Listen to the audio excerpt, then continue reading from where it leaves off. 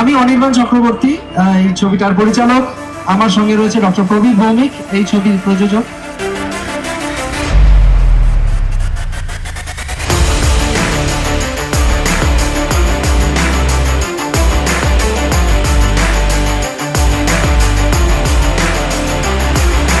হাতের ছবিটা আপনাদের জন্য বানানো, সাধারণ মানুষের জন্য বানানো, একদম ট্রুলি কমার্শিয়াল ছবি।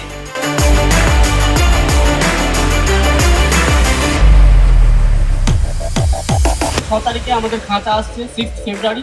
আপনারা প্লিজ হলে আসুন।